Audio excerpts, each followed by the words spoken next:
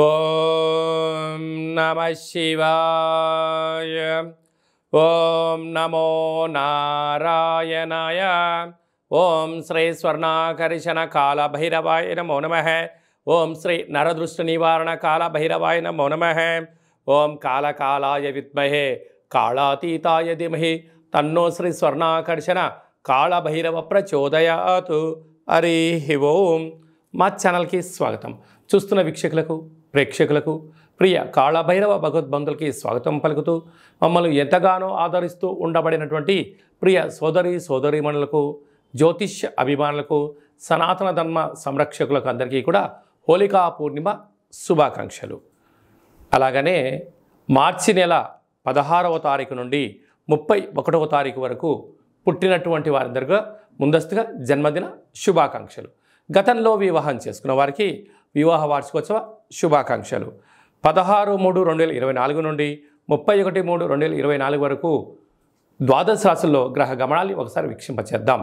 మేషరాశిలో గురు సంచార స్థితి, కన్యరాశిలో కేతు సంచార స్థితి, కుంభరాశిలో కుజుడు శుక్రుడు మరియు శని సంచార స్థితి, మీనరాశిలో రవి బుధ మరియు రాహు సంచార స్థితితో ద్వాదశ రాశుల్లో గ్రహ గమనాలు ఈ విధంగా ఉన్నాయి.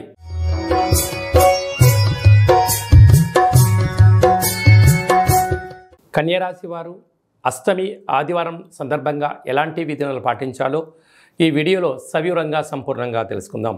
కన్యరాశిలో ఏ నక్షత్రాలు వస్తాయనగా ఉత్తరా నక్షత్రంలోని 2, 3, 4 పాదాలు, హస్తా నక్షత్రంలోని 4 పాదాలు, చిత్తా నక్షత్రంలోని 1, 2 పాదములను కలిపితే కన్యరాశి.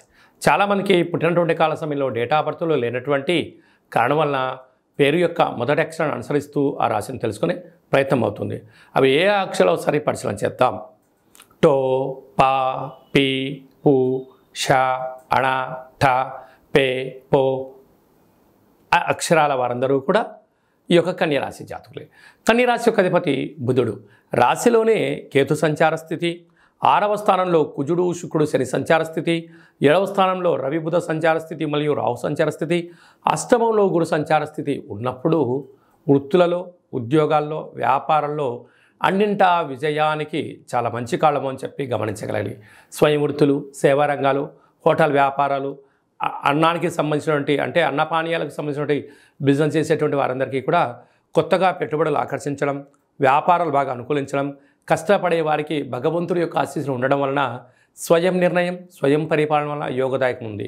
కాకపోతే మీరు ఏదైనా ఒక పని చేసేటప్పుడు మౌనంగా ఉండండి.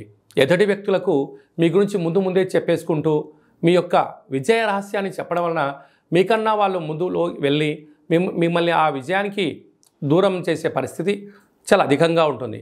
కనుక వృత్తులలో, ఉద్యోగాల్లో, వ్యాపారాల్లో స్వల్పమైనటువంటి ఆటంకాలు ఉండడం వలన ఈ ఆదివారం అష్టమి సందర్భంగా, ఆదివారం పూర్ణిమ సందర్భంగా కూడా వీలైతే రురు కాళభైరవ స్వామి యొక్క దీపము, సౌభాగ్యముడుపు, హోమము యోగదాయకం. అలాగనే వీలైతే ఇంట్లో కులదేవతల యొక్క అర్చన, శ్రీ రమా సహిత సత్యనారాయణ స్వామి యొక్క సేవ చేయడం వల్ల సకల అష్ట కష్టాలకు స్వస్థ పలికి అష్టైశ్వర్య స్వాగతం పలుకుతారని చెప్పి గమనించాలి.